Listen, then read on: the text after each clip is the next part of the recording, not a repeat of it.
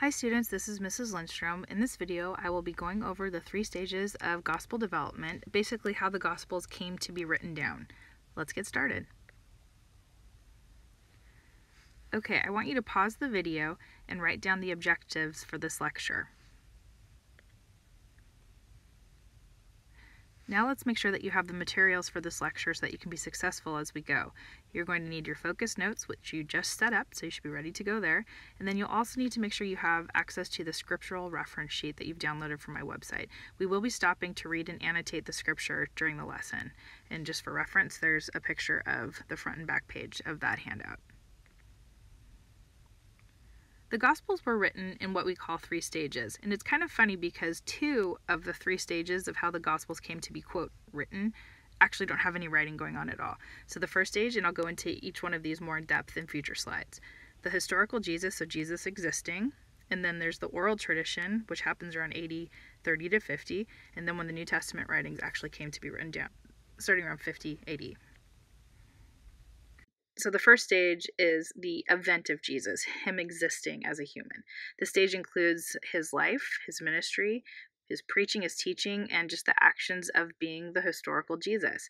And this occurs around 4 to 6 BC up to 30 to 33 AD.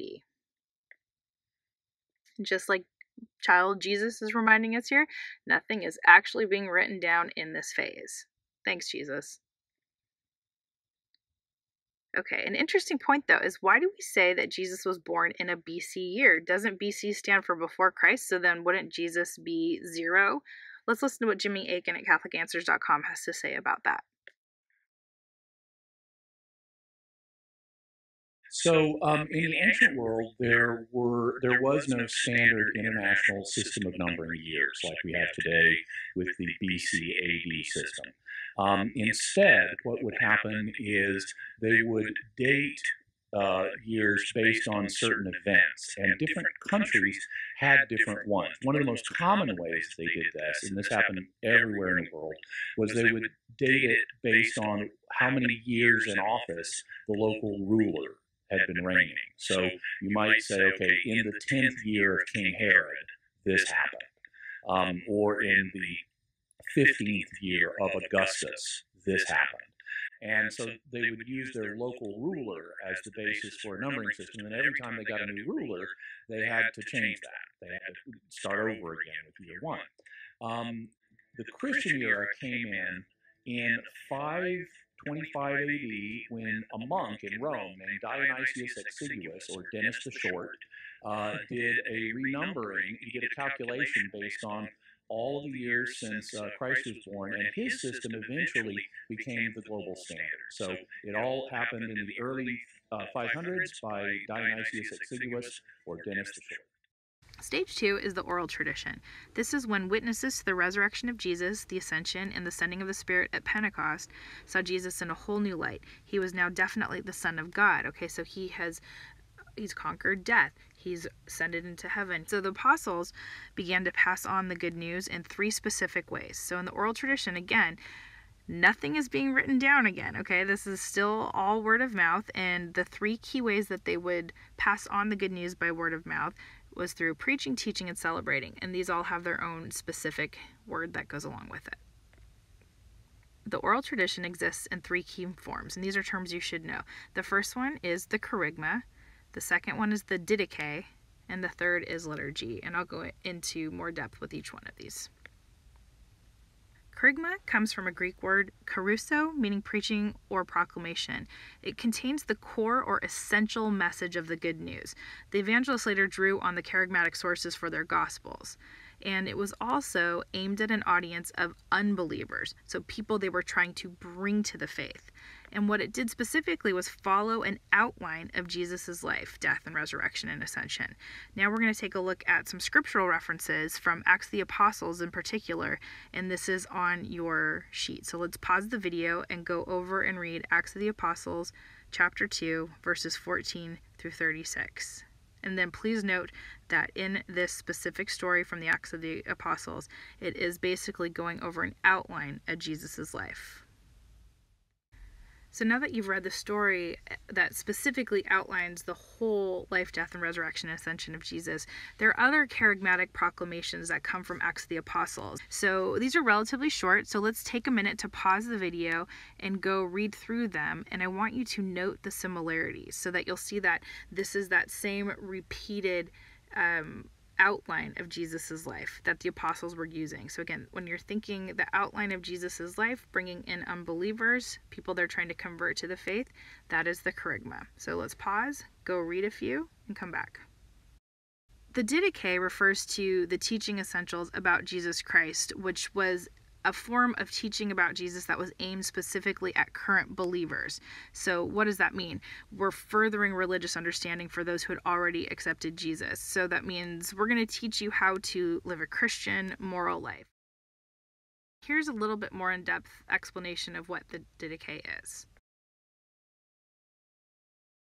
People look at the way it's spelled and they think it should be pronounced Didache, but it's not. It's Didache. And this document is anonymous, so it's not like we can identify a particular church father that wrote it or had a hand in it. But it is very, very early. And it appears, and I talk about this in the book, but it appears that this document was written around the middle of the first century, during the time of the apostles themselves. So I put an estimated date on it of AD 50. So it was contemporaneous with the writings, for example, of St. Paul and the other writings of the New Testament.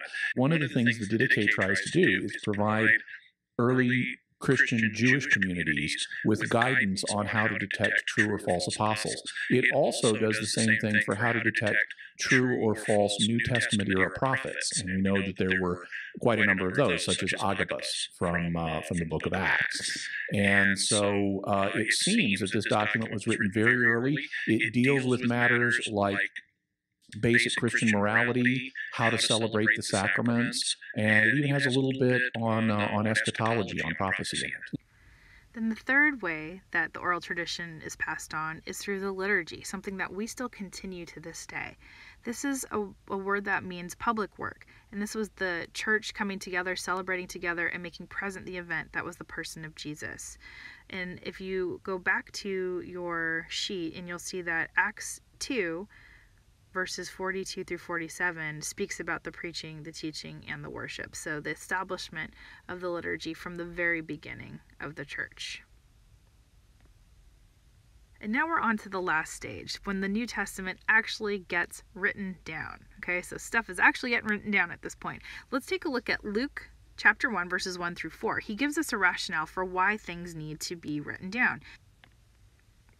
Speaking of writing them down, why would we have to finally write them down? Because if you think about it, the apostles and the early Christians thought that Jesus was going to come back. He promised he would return, and so they thought that he meant like next week. I'm kind of understating that a little bit, but they thought it would be sooner in their lifetime. So they didn't feel like they needed to write things down, because why should we if he's going to come back soon, and then our salvation will be complete and things will be all good. But they noticed that after time that the end of the world was not coming as early or as quickly as the Christians thought. So, they're like, oh man, maybe we should start writing some of this stuff down.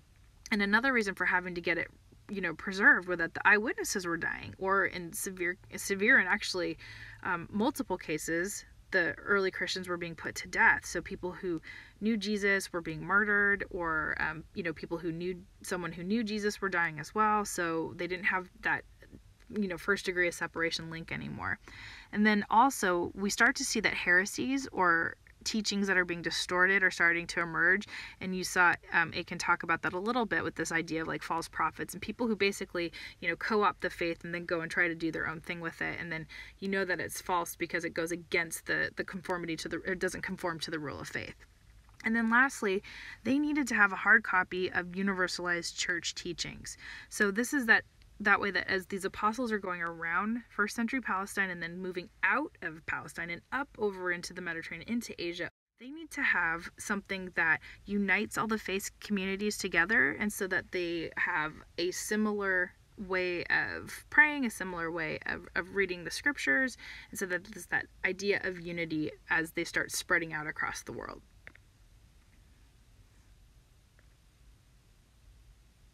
Okay, as you can see, the second objective has a lot going into it. Okay, so identifying what was unique about each stage, so all three stages of how the Gospels came to be written down. The second stage, or the oral tradition stage, has a lot going on there. So let's make sure that we go back and review our notes and interact with them so that we'll be able to apply them to further learning.